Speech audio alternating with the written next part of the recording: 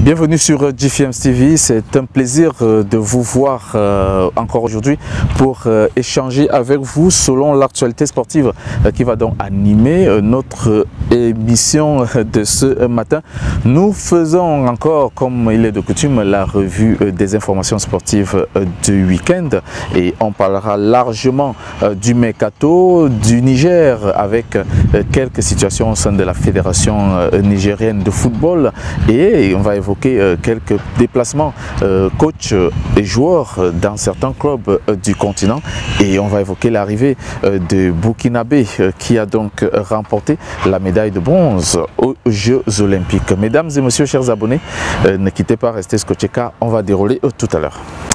Abonnez-vous donc sur nos différentes plateformes YouTube, Instagram et Facebook pour ne manquer aucune vidéo concernant les informations sportives ou d'autres sujets liés au sport. Nous démarrons donc ce matin, chers abonnés, avec le Niger et la Fédération nigérienne de football qui informe donc le public par un communiqué signé par son secrétariat général qu'en raison des travaux de rénovation du stade général Séni Kounché de Niamey, le match Niger-Burkina Faso comptant pour la première journée des éliminatoires de la Coupe du Monde de Qatar 2022 a donc été délocalisé au Maroc. Ce match se jouera le jeudi 2 septembre prochain au grand stade de Marrakech au Maroc bien sûr à 17 h. Alors nous restons au Niger pour parler de cette note. Le président d'honneur de la Fédération nigérienne de football a donc été nommé il y a quelques jours par le président de la Fédération nigérienne de football, le colonel-major Djibril Ima Amadou. Il s'agit donc de M. Boukari Kane qui a donc été président de la Fédération nigérienne de football entre 1975 et 1980 et fut le premier Nigérien à avoir occupé le poste de directeur général de la Société nigérienne d'électricité. Voilà donc qui est dit et qui est fait au niveau de la présidence d'honneur de la Fédération nigérienne de football. On rappelle le nom, M. Boukari Kane. C'est donc lui qui est l'heureux élu. On passe en Tunisie pour évoquer les nouvelles du club africain de Tunis. Le club africain de Tunis est donc interdit de recrutement par la FIFA et ne peut donc pas jusqu'ici faire venir de nombreux joueurs pour renforcer son effectif. Si les dirigeants actuels ont épongé une partie de la dette qui pèse sur le club, force est de constater que cet effort n'est pas assez pour retrouver l'équilibre dans les caisses du club. Pour rappel, le club africain de Tunis a terminé 7e au dernier championnat tunisien de football de première division. Affaire à suivre donc, on vous reviendra pour plus d'informations à ce sujet. On va parler des Jeux Olympiques de Tokyo qui se sont achevés il y a quelques jours. Le Burkina Faso a donc accueilli son digne représentant à ces Jeux Olympiques de Tokyo. Hugues Fabrice Zango est donc arrivé à l'aéroport de Ouagadougou avec la médaille de bronze du triple saut masculin, la toute première médaille olympique du pays. Il s'est d'ailleurs exprimé en disant ceci: tout le pays y a cru et tout le peuple m'a apporté son soutien. Je n'ai reçu aucun commentaire négatif par rapport à ce rêve. L'a-t-il relevé et ce rêve est devenu réalité. C'est donc ainsi que s'est exprimé devant les milliers de personnes venues l'accueillir le médaillé de bronze des Jeux Olympiques Hugues Fabrice Zango qui se projette donc déjà vers les Jeux Olympiques de Paris 2024 et vise déjà la médaille d'or dans cette discipline. On revient au football et parler du mercato. C'est l'attaquant ghanéen Kwame Pepra, âgé de 20 ans, qui s'est donc officiellement engagé avec le club sud-africain Orlando Pirates pour 2 ans en provenance de King Faisal FC où il a inscrit 12 buts avec 10 passes décisives en première ligue ghanéenne cette saison. Il faut noter que toujours du côté de Orlando Pirates, l'entraîneur allemand Joseph Zimbauer Diop, 51 ans bien sonné, a donc été démis de ses fonctions de coach du club sud-africain Orlando Pirates avec effet immédiat. La décision survient donc après la défaite 1-2 contre Moroka Swallow FC au tournoi MTN 8 ce week-end.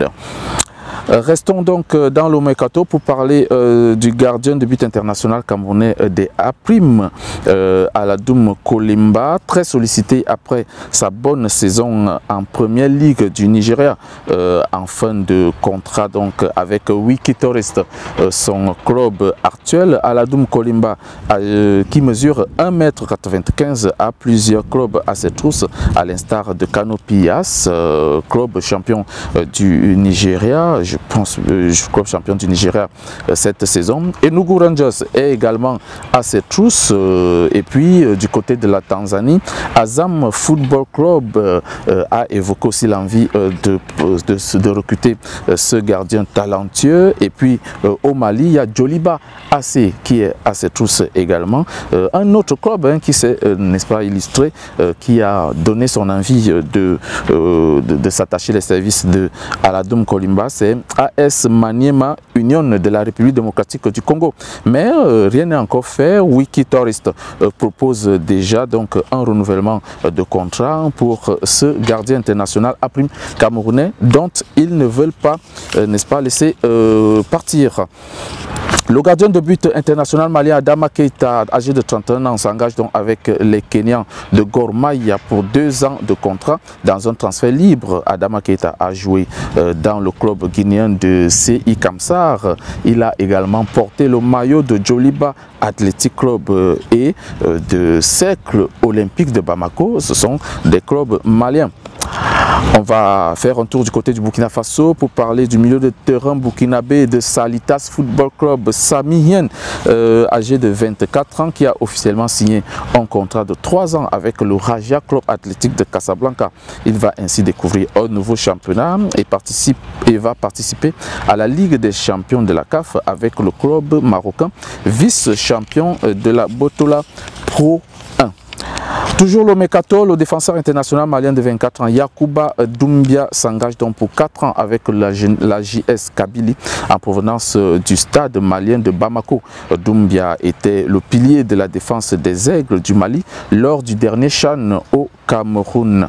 Et puis on va parler d'un autre gardien de but, c'est l'international kenyan Patrick Matassi, âgé de 33 ans, qui a rejoint Tosk Football Club, club champion donc du Kenya en provenance du club éthiopien Saint-Georges. Il apportera son expérience pour la campagne du club en Ligue des champions cette saison. À la CAF, donc, les matchs allés du premier tour éliminatoire de la Coupe de la CAF auront donc lieu les 10 et 12 septembre prochains avec 19 matchs au programme, à l'instar de Diambas Football Club du Sénégal qui va affronter Ouakrira AC, ou encore AS FAR du Maroc qui affrontera Buffle FC.